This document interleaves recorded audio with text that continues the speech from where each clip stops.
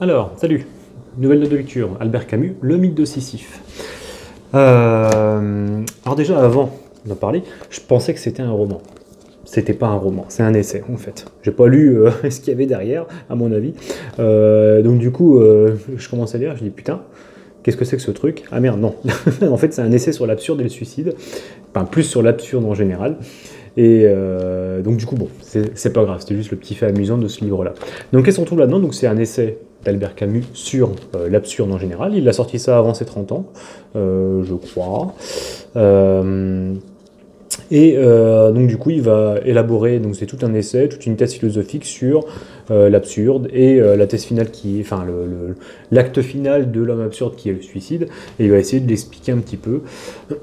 Donc c'est divisé en 4 parties, un raisonnement absurde, l'homme absurde, la création absurde et le mythe de Sisyphe qui est vraiment juste à la fin. En fait, t'as juste même pas 10 pages là-dessus, donc c'est ce qui est bizarre parce que moi je pensais vraiment que ça allait être tout allait être articulé sur le mythe de Sisyphe, mais en fait non, c'est juste à la fin.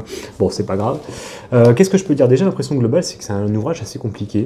Je sais pas trop quoi en penser en fait finalement, parce que y a des passages, je me dis mais je sais pas où est-ce qu'ils vont en venir. T'as des trucs, t'as l'impression que c'est pas cohérent. Alors je sais pas si c'est moi qui est un peu limité intellectuellement pour lire un livre comme ça, mais je sais pas, j'ai eu un peu de mal. T'as des passages qui sont brillants. Honnêtement, il y a un petit passage, je ne sais plus c'est quelle page, où il dit que l'homme est en proie à ses vérités. Alors c'est tout à fait vrai, hein. Quand tu te rends compte de l'absurde, c'est difficile de faire un chemin arrière. C'est-à-dire que tu te rends compte de toute l'absurdité. Enfin, c'est quelque chose d'ailleurs pour lequel n'importe quel être humain se rend compte de l'absurdité de la vie à un moment. Parce que tu te dis que t'es un être doué de raison. Et qu'est-ce qu'on fout là? À quoi ça sert? Parce qu'au final, tu vas mourir. Donc en gros, c'est un peu tout ça. Il essaie d'expliquer toute cette chose-là. Pourquoi? Enfin, qu'est-ce qui fait que, au final,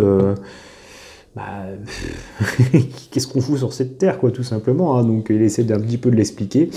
Voilà, j'ai bien aimé cette petite phrase, l'homme est en proie à ses vérités, elle est assez intéressante. T'as aussi un petit passage, alors je sais plus si c'est quand il explique sur Kafka à la fin, qui dit que, j'ai trouvé ça plutôt pertinent aussi, que si l'homme qui ne croit pas en Dieu vit mal, parce que il sait pas, il est mal le truc, quoi, en gros, parce qu'il dit il n'y a rien après, qu'est-ce que je fous ici? Alors que celui qui est plutôt croyant en Dieu se dit il y a un sens à cette vie.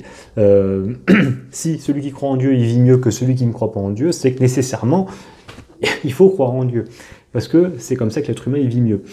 Donc je trouve ça intéressant, je me dis tiens, pourquoi pas, effectivement. Donc ça parle beaucoup de Dieu, de raison, un petit peu de suicide, hein. C'est un peu la première moitié, après derrière il en parle plus trop.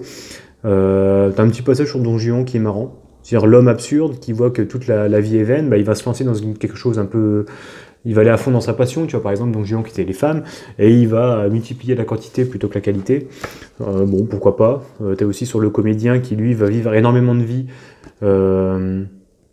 pour au final derrière mourir, quoi. En gros, t'as pas mal de petits camps comme ça. Bon, franchement, c'est intéressant. Franchement, t'as du mal quand même où est-ce qu'il veut en venir dans ce bouquin-là. Franchement, je sais pas trop quoi en penser. Je sais pas. J'en sais rien. C'est un bon bouquin, hein. C'est une bonne analyse de l'absurde, effectivement, de l'absurdité de la vie ou du fait que dans une vie comme t'es, où t'as une absence de sens, alors je sais pas si c'est sa thèse finale, c'est en gros, comme tu as l'absence de sens, tout ce qu'il y a dans la vie en général, d'ailleurs il reprend beaucoup de Nietzsche aussi avec sa formule Dieu est mort, comme Dieu est mort dans ta vie humaine, parce que pour toi t'as pas de sens, le but c'est de trouver un sens dans ta vie humaine quand tu es en train de vivre. Alors, je sais pas comment l'expliquer, mais c'est pour ça qu'il parle du mythe de Sisyphe, c'est qu'en gros tu vas trouver satisfaction à remonter ta pierre, même si ça sert à rien, en tous les cas, tu vas trouver satisfaction à retrouver ta pierre. D'ailleurs, c'est pour ça qu'à la fin du livre, la lutte elle-même vers les sommets suffit à remplir un cœur d'homme. Il faut imaginer Sisyphe heureux. Bon, pourquoi pas. Effectivement, tu vas trouver du bonheur dans ce que tu es en train de faire, en gros, même si tu sais que c'est absurde, dans tous les cas, tu vas quand même, dans l'acte que tu vas faire en permanence, tu vas trouver ça intéressant. C'est d'ailleurs, il y a un parti sur la création absurde, sur l'art en fait en général. C'est vrai que quand tu crées quelque chose, quand tu sais que la vie est vaine et que il y a absolument aucun sens à ça, pourquoi tu crées?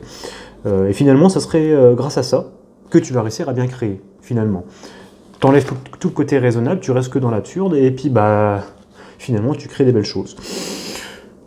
Pourquoi pas? Alors je sais pas si c'est bien comme ça qu'il faut l'interpréter, mais c'est comme ça que je l'interprète personnellement.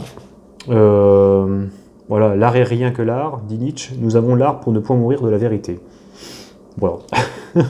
Alors je sais pas si c'est une œuvre qui est, comment dire, un peu fataliste, je sais pas. Mais bon. Je sais pas, si t'as un peu de temps pour essayer de réfléchir un peu sur la vie en général, bon, c'est pas mal. Bon, honnêtement, je pense qu'il y a sûrement d'autres bouquins qui sont meilleurs. Peut-être que c'est moi qui l'ai mal lu, peut-être que je le relirai plus tard, je sais pas. Parce qu'il est assez rapide, hein, il fait moins de 200 pages, donc ça se lit assez bien. Voilà, bon. Albert Camus, Le mythe de Sisyphe, mais je préfère ses romans. Voilà. Allez, à plus.